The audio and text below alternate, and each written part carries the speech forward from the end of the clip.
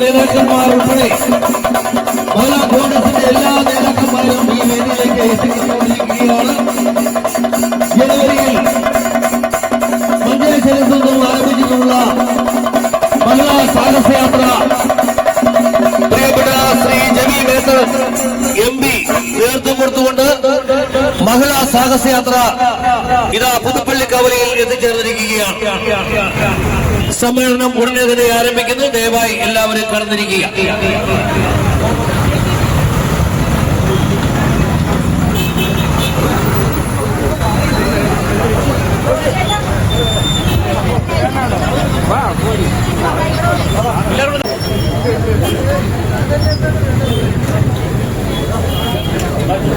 എല്ലാ ലഹരി പദാർത്ഥങ്ങളുടെയും ഉപയോഗം വ്യക്തികളെയും കുടുംബങ്ങളെയും ആരോഗ്യപരമായും സാമ്പത്തികമായും സാമൂഹികമായും സാംസ്കാരികമായും നശിപ്പിക്കുന്ന വ്യാപക വിപത്താണ് എന്ന സത്യം ഞാൻ മനസ്സിലാക്കുന്നു.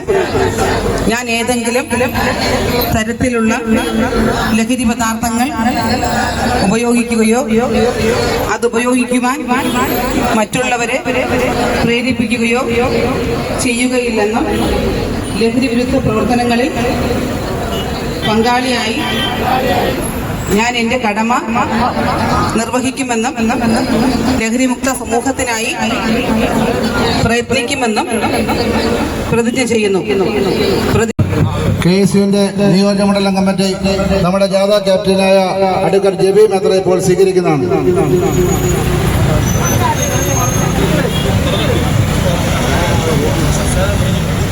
അഡ്വക്കേറ്റ് ജെബി മേത്തർ ഉമ്മൻചാണ്ടി സാറിന്റെ ഫോട്ടോയ്ക്ക് പുഷ്പാർച്ചന നടത്തുന്നു.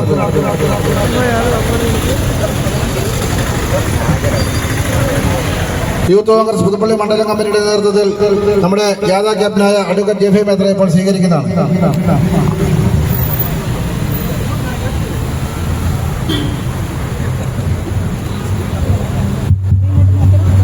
KSUവിന്റെ നിയോജകമണ്ഡലം പ്രസിഡന്റ് ജെബി മേത്തറെ സ്വീകരിക്കുന്നു.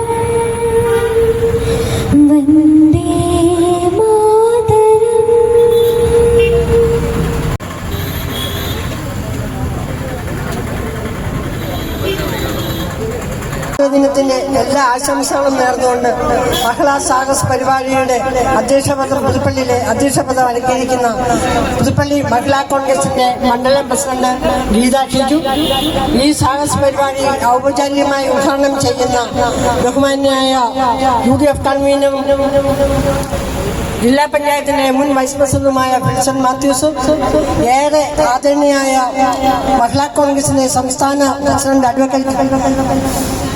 അഡ്വക്കേറ്റ് ജെബി മേത്തർ MP, ആലത്തൂർ മുൻ MP MA ഹരിദാസ്, വേദിയിലും സദസ്സിലും ഇരിക്കുന്ന കോൺഗ്രസിന്റെയും മഹിളാ കോൺഗ്രസിന്റെയും ജില്ലാ ബ്ലോക്ക് ഭാരവാഹികളെ, മണ്ഡലം ഭാരവാഹികളെ, നമ്മൾ ഏറെ സന്തോഷമുള്ള ഒരു ദിവസമാണ്. നമുക്ക് നമ്മളിൽ നിന്നും മൺമറിഞ്ഞു പോയെങ്കിലും നമ്മുടെ എല്ലാവരുടെയും മനസ്സിൽ മറക്കാത്ത ഓർമ്മയായി നിലനിൽക്കുന്ന നമ്മുടെ ഉമ്മൻചാണ്ടി സാറിന്റെ മണ്ണിലേക്ക് വന്നിരിക്കുന്ന നമ്മുടെ മഹിളാ കോൺഗ്രസ് സംസ്ഥാന പ്രസിഡന്റ് ജെബി മേത്തറിന് ഈ സാഹസ് പരിപാടിയിലേക്ക് ഹൃദയപൂർവ്വം സ്വാഗതം ചെയ്തുകൊള്ളുന്നു. 2025 ജനുവരി 4 മുതൽ സെപ്റ്റംബർ 30 വരെ 1474 മണ്ഡലങ്ങളിലൂടെ സ്ത്രീശക്തി ഉന്നരട്ടെ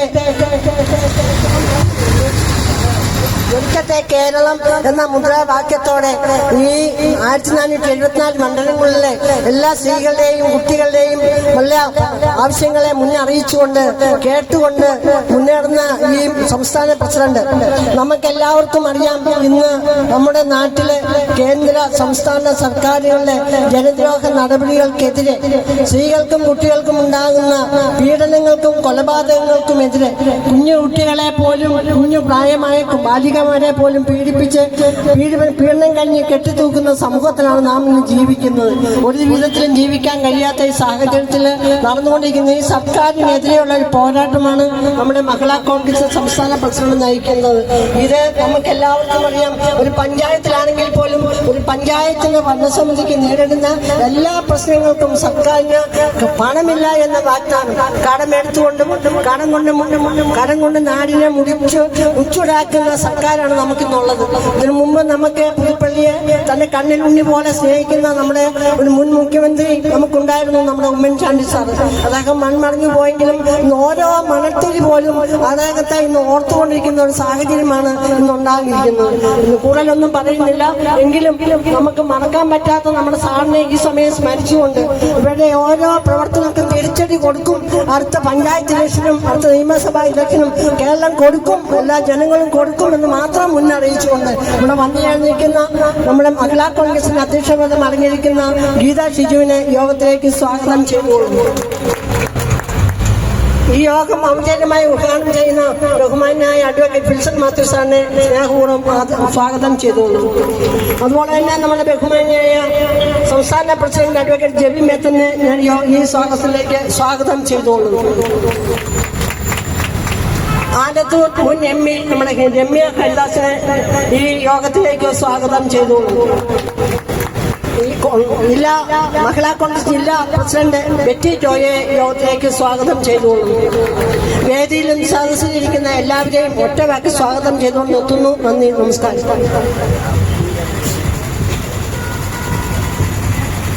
നമുക്കറിയാം, നമ്മുടെ ജെബി ജനുവരി 4 മുതൽ സെപ്റ്റംബർ 30 വരെ മഞ്ചേശ്വരം മുതൽ പാറശാല വരെ 1474 മണ്ഡലങ്ങളിലൂടെ കടന്നു പോവുകയാണ്.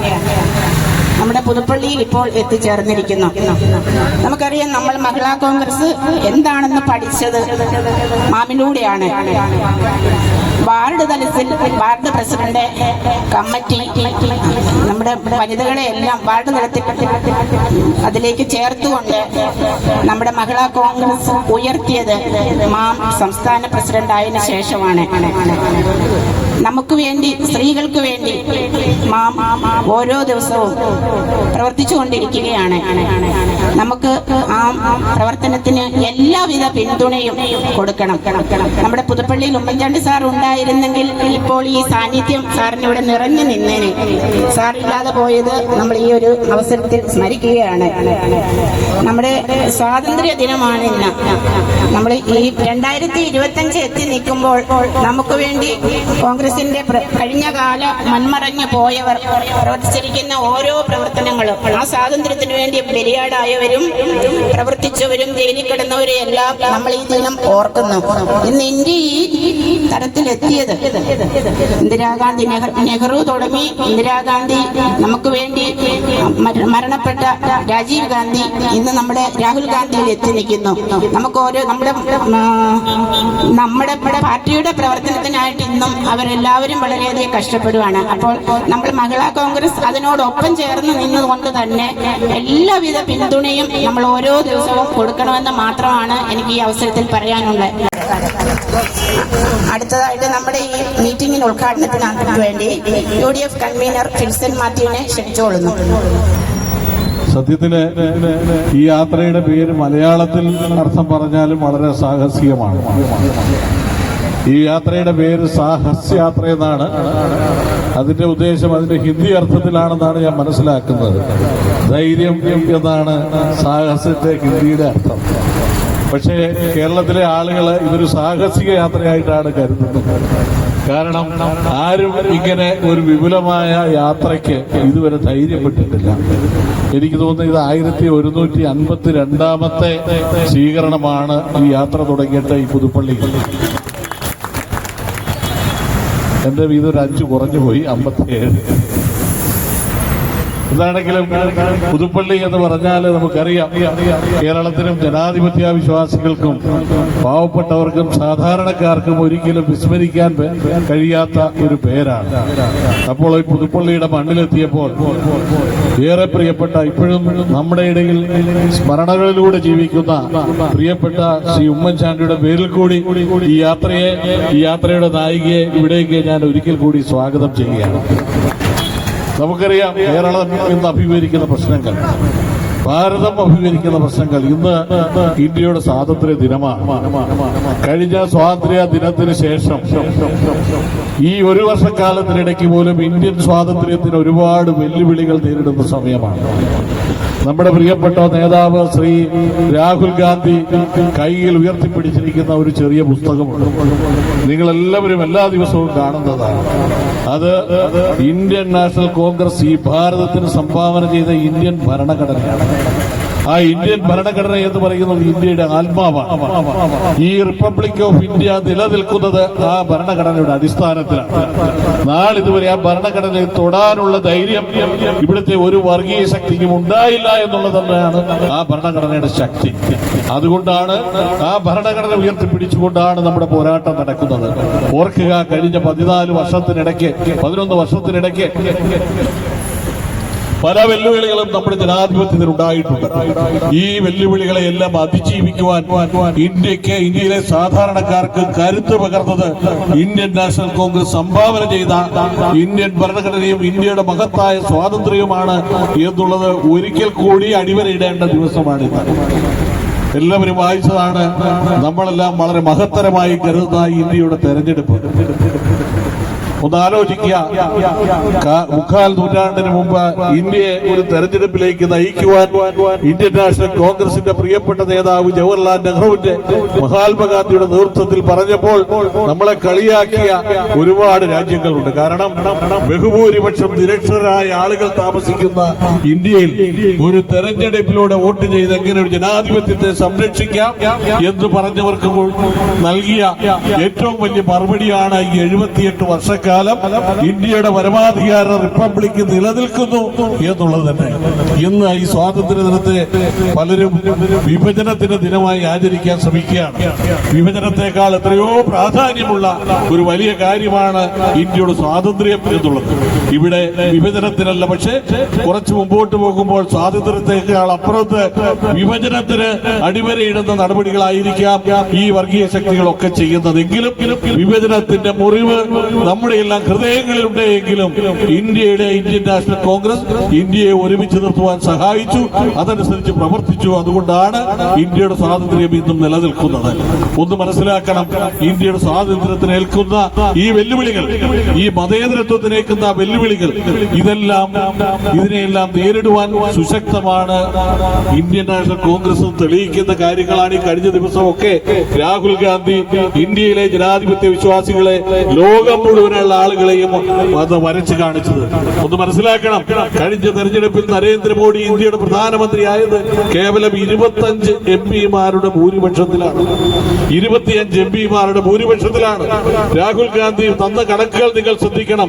1 ലക്ഷത്തിലധികം കള്ളവോട്ടുകൾ ചേർത്ത് 42-ലധികം നിയോജക മണ്ഡലത്തിൽ കള്ളത്തരം കാണിച്ച് അങ്ങനെ കള്ളത്തരങ്ങളുടെ കൂമ്പാരത്തിലിരിക്കുന്ന ഒരു പ്രധാനമന്ത്രിയാണ് ഇന്ന് ഇന്ത്യ ഭരിക്കുന്നത്. ഇങ്ങേയറ്റത്ത് കേരള കേരളത്തിലും തൃശ്ശൂരും നടന്നതുവരെ നമ്മളിപ്പോൾ കണ്ടുകൊണ്ടിരിക്കുകയാണ്. ഒരുപക്ഷെ തൃശ്ശൂര് ഇതൊക്കെ ചേർക്കാൻ മറ്റു ചില ആളുകളുടെ കൂടെ സഹായം ലഭിച്ചിട്ടുണ്ട് എന്ന് നമുക്ക് ബോധ്യപ്പെടും. കാരണം ഇവിടുത്തെ ഈ വോട്ട് ചോർച്ച, ഇവിടുത്തെ കള്ള വോട്ടുകൾ, ഇതിനെതിരെ പ്രതികരിക്കാത്ത ഇന്ത്യയിലെ ഏക രാഷ്ട്രീയക്കാരൻ കേരളത്തിന്റെ മുഖ്യമന്ത്രി മാത്രമാണ്. കേരളത്തിന്റെ മുഖ്യമന്ത്രി മാത്രമാണ് ജനാധിപത്യത്തെ വെല്ലുവിളിച്ചുകൊണ്ടുള്ള ഈ വ്യാജ വോട്ടുകൾ ചേർന്നതിനെ കുറിച്ച് ഒരക്ഷരം ഇടാത്തത്.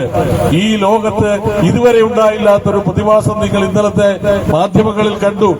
മരിച്ചതിന് ശേഷം തിരിച്ചു വന്ന 7 പേരോടൊപ്പം പ്രിയപ്പെട്ട രാഹുൽ ഗാന്ധി ചായ കുടിക്കുന്ന പടം നിങ്ങൾ കണ്ടു. നമ്മളൊക്കെ പഴയ തെരഞ്ഞെടുപ്പിലൊക്കെ കണ്ടിട്ടുണ്ട്. മരിച്ചുപോയ ചിലരൊക്കെ വന്ന് വോട്ട് ചെയ്തേച്ചു പോയി എന്നൊക്കെ നമ്മൾ കണ്ടിട്ടുണ്ട്. അതൊക്കെ ഇവിടെ ഇടക്കാലത്ത് പണ്ട് സംഭവിച്ചൊരു കാര്യമാണ്. പക്ഷേ മരിച്ചു എന്ന് പറഞ്ഞ് നീക്കപ്പെട്ട ആളുകൾ വീണ്ടും തിരിച്ചു വന്ന് അവർ സുപ്രീം കോടതിയിൽ വരെ വന്ന് പറഞ്ഞു ഞങ്ങളൊക്കെ ഇപ്പോഴും ജീവിച്ചിരിപ്പുണ്ടോ എന്ന്. അങ്ങനെ പുറത്താക്കപ്പെട്ടവർ ഹരിയാനയിൽ എത്ര പേരാണെന്നറിയാം? 65 ലക്ഷം ആളുകൾ. 65 ജനപ്രതിനിധികളാണ് ഇവിടെ ഇരിക്കുന്നത്. ഒരു സംസ്ഥാനത്ത് നിന്ന് 65 ലക്ഷം ആളുകളെ വോട്ടർ പട്ടികയിൽ നിന്ന് നീക്കം ചെയ്തതിനു ശേഷം എന്ത് ജനാധിപത്യം സംരക്ഷിക്കുമെന്നാണ് ഇവർ പറയുന്നത്. അത് ഓരോന്നും അക്കമിട്ട് സുപ്രീം കോടതി മുമ്പിൽ എത്തിക്കണം എന്നുള്ള സുപ്രീം കോടതിയുടെ നിർദ്ദേശം ഇന്ത്യൻ നാഷണൽ കോൺഗ്രസ് ഉയർത്തിയ മുദ്രാവാക്യം ശരിയാണ് എന്ന് ബോധ്യപ്പെടുത്തുന്ന കാര്യങ്ങളാണ്. ഈ രീതിയിൽ നമ്മുടെ ജനാധിപത്യ സംവിധാനത്തെ വെല്ലുവിളിക്കുന്ന ഈ ശക്തിക്കെതിരെയുള്ള പോരാട്ടം നമ്മൾ തുടരുക തന്നെ ചെയ്യും. കേരളത്തിൽ നമുക്കറിയാം ഇതിനോട് കിടപിടിക്കുന്ന രീതിയിൽ ഏകദേശം ചില സ്ഥലങ്ങളിലൊക്കെ ചെയ്തിട്ടുണ്ട്. ഒരാൾക്ക് 51 മക്കൾ വരെ ഉള്ളതായിട്ടാണ് കണക്ക് കാണിക്കുന്നത്. ചിലരുടെ അച്ഛന് പേരില്ല, പൂജ്യം എന്ന് എഴുതിയിരിക്കുന്നത്. അച്ഛന്റെ പേരിന്റെ സ്ഥാനത്ത് പൂജ്യം എഴുതിയിരിക്കുകയാണ്. ചില വീടുകളിൽ 60-70 ആളുകളാണ് ഒറ്റമുറിയുള്ള വീടുകളിൽ താമസിച്ചതായിട്ട് കണക്കുള്ളത്. ഈ പുതുപ്പള്ളിയിലെയും ചില മേഖലകളിലൊക്കെ നമുക്കറിയാം ഒരു പെട്ടിക്കടയുടെ പേരിലും അതുപോലെ ഒരു പാർട്ടി ഓഫീസിന്റെ പേരിലും ഒക്കെ ഏതാനും ആളുകളെ വോട്ടർ പട്ടിക ചേർക്കുന്ന ചരിത്രമുണ്ടായിട്ടുണ്ട്. പക്ഷേ അതിനെതിരെയുള്ള വലിയ വെല്ലുവിളിയുമായി നമ്മൾ മുമ്പോട്ട് പോവുകയാണ്. കേരളം അത് മാത്രമല്ല അഭിമുഖീകരിക്കുന്നത്. ഇവിടെ നമ്മൾ പ്രതിജ്ഞയെടുത്തു, ലഹരി വിറ്റ് ജീവിക്കുന്ന ഇന്ത്യയിലെ ഏക സംസ്ഥാനം കേരളമാണ്. ലഹരി വിറ്റാണ് ഈ സർക്കാർ നിലനിൽക്കുന്നതെന്ന് പോലും നമുക്ക് പറയേണ്ടി വരും. കാരണം എല്ലാ മേഖലകളിലും പുതുപ്പള്ളി നമുക്കറിയാം ഈ കവലയുടെ 4 ചുറ്റിനും സ്കൂളുകളും കുട്ടികളുമുള്ള സ്ഥലമാണ്.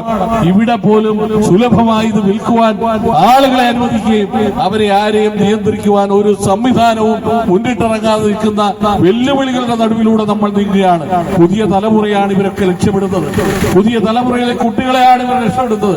ഇവിടെ നമ്മുടെ കേരളത്തിൽ പഠിക്കുവാൻ സുമനസാലെ ആഗ്രഹമുള്ള ആരുമില്ല എന്നുള്ളതിലേക്ക് കാര്യങ്ങൾ എത്താൻ പോവുകയാണ്. ഇപ്പോൾ ക്യാമ്പസുകളിൽ പഠിക്കാനുള്ളത് കുറെ SFIയുടെ ലേബൽ വെച്ച കുറെ ചെറുപ്പക്കാരൊഴികെ കേരളത്തിലെ ചിന്തിക്കുന്ന അതുപോലെ പഠിക്കണമെന്ന് ആഗ്രഹമുള്ള ഒരു കുട്ടിയും കേരളത്തിൽ ഇവിടെ പഠിക്കാൻ ആഗ്രഹിക്കുന്നില്ല.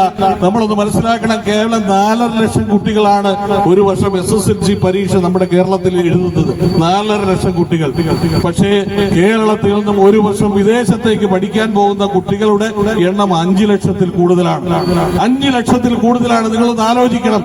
ഇവിടുത്തെ നമ്മുടെ ചെറുപ്പക്കാർ അവരുടെ ഭാവിയെ ഓർത്ത് നാട് വിടുകയാണ്. ഇതൊരു വലിയ സംഭവമായിട്ടാണ് നമ്മുടെ ശിവൻകുട്ടി അപ്പച്ചനൊക്കെ പറയുന്നത്. വലിയൊരു ഈ ഗവൺമെന്റിന്റെ വലിയൊരു നേട്ടമായിട്ടാണ്. കാരണം രക്ഷയില്ലാത്ത കുട്ടികൾ അന്യ സംസ്ഥാനത്തേക്ക് അന്യ രാജ്യത്തേക്ക് പോവുകയാണ്. അപ്പൊ ഇവിടെ വൈസ് ചാൻസലറെ ആര് നിയമിക്കണം, പ്രോ വൈസ് ചാൻസലർ ആരായിരിക്കണം, ഇവരെയൊക്കെ എന്ന് നിയമിക്കണം എന്നുള്ള ചർച്ച കഴിഞ്ഞ 3 വർഷമായി നടക്കുന്നേ ഉള്ളൂ. കേരളത്തിലെ ഒരു സർവകലാശാലയിലും കുട്ടികളുടെ സർട്ടിഫിക്കറ്റ് അടിയിൽ ഒപ്പിടാൻ വൈസ് ചാൻസലർ ഇല്ല. ഇവരോടൊപ്പം നമ്മുടെ കുട്ടികളോടൊപ്പം ഇവിടെ പഠിച്ച് കൂടുതൽ പഠനത്തിലേക്ക് മറ്റ് സംസ്ഥാനങ്ങളിൽ പോയ കുട്ടികളൊക്കെ അവിടെ പോയി അവിടെ സർട്ടിഫിക്കറ്റുമായി ഇവിടെ വരുമ്പോൾ നമ്മുടെ കുട്ടികൾ ഇപ്പോഴും ഈ പറയുന്ന സർവകലാശാലകളെ തിണ്ടനിറങ്ങുന്ന കാഴ്ചയാണ് കേരളക്കാർ. എല്ലാ മേഖലകളിലും ഇങ്ങനെ അരാജകത്വം, ആരോഗ്യരംഗത്തെ ബുദ്ധിമുട്ടുകൾ ഇവിടെ എല്ലാവരും സൂചിപ്പിച്ചു. കേരളം ഒന്നാമതാണ് എന്ന് പ്രചരിപ്പിക്കുകയും കേരളത്തിലെ ചികിത്സാ സൗകര്യങ്ങൾ പാവപ്പെട്ടവർക്ക് നിഷേധിക്കുകയും ചെയ്യുന്ന ഒരു സർക്കാർ. നമുക്ക് അറിയാം, പാവപ്പെട്ട ആളുകൾ പോകുന്ന ആശുപത്രിയാണ് നമ്മുടെ തോട്ടക്കാട് ആശുപത്രിയിൽ 40ഓളം കിടക്കുകളുണ്ട്. പക്ഷെ ഒരു രോഗിയെ കിടത്തി ചികിത്സിക്കാൻ സമയവും ഇല്ല, സൗകര്യവും ഇല്ല, മരുന്നും ഇല്ല. ഉണ്ടോ ചന്ദ്രൻ? അവിടെ ഇല്ല. അയർക്കുന്നത്തര ആശുപത്രിയിൽ 23 ബെഡുകളുണ്ട്. 23 ബെഡിൽ അവിടെ കിടത്തി ചികിത്സിക്കുവാൻ ആവശ്യത്തിന് ഡോക്ടർമാരുണ്ട്. പക്ഷെ മരുന്നില്ല, സമയമില്ല, സൗകര്യമില്ല. ഏറ്റവും നല്ല മെഡിക്കൽ കോളേജ് എന്ന് പേര് കേട്ടതാണ് Kottayam medical college. Kottayam medical കോളേജിലെ മറ്റു സംഭവങ്ങൾ കെട്ടിട പിടിച്ചതിനെ കുറിച്ച് ഞാൻ പറയുന്നില്ല. പക്ഷെ അവിടെയും നമ്മൾ ഇന്നൊരു ഓപ്പറേഷൻ ചെല്ലണമെങ്കിൽ മരുന്ന് കക്ഷത്തി വെച്ചുകൊണ്ട് ചെല്ലണം. തുന്നിക്കെട്ടാണ് സൂചിയും നൂലും നമ്മൾ വാങ്ങിക്കൊടുക്കണം. അവിടെ മറ്റു സാധനങ്ങൾ നമുക്ക് മേടിച്ചു കൊടുക്കണം. ആ രീതിയിലേക്ക് ഇവിടുത്തെ പൊതു ആരോഗ്യ രംഗം മാറി. അപ്പോൾ മുഖ്യമന്ത്രി പറയുന്നത് ഇവിടെ ആശുപത്രി മേടിക്കാൻ വരുന്ന കുറെ മാഫിയ ഉണ്ട്, അവരാണ് ഇതിന് പിന്നിലുള്ളത്.